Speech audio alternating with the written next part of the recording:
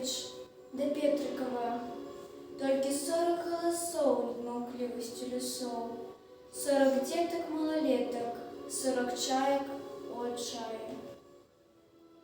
Нашы маткі так крычалі, што завяла 40 кветак.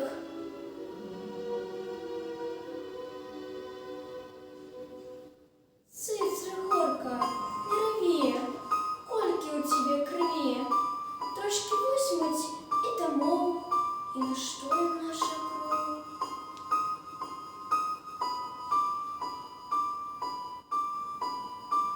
Ні хмурынкі, ні ветрыка, ад Ласкавіч да Петрыкава, толькі 40 галасоў над маўклівасцю лясоў, толькі хэркаюць аўчаркі, канваіры, шнель, цурук і прытушваюць цыгаркі аб далоні нашых рук.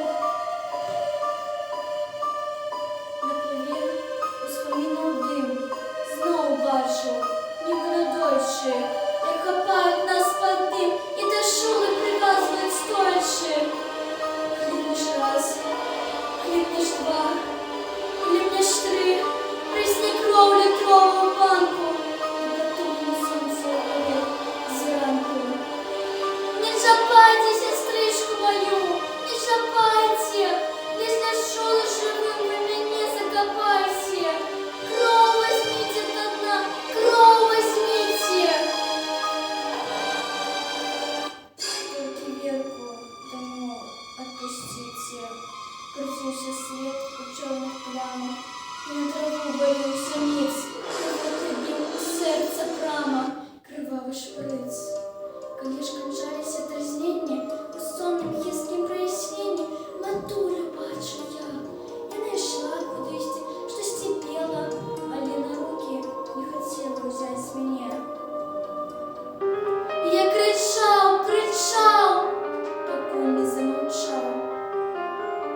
Няўжо гэта наш зарачанскі бор? Вон дзядзька Андрэй, касцёр. Няўжо гэта моя нага, рука? Ой, як хочацца малака! А дзе ж гэта Прыгодка, Верка, Надзька, Зоська, Клава, Міхась, Міколка, Адам? Ой, а где ж гэта я сам? Ляцела 40 сарок. Гэта казка?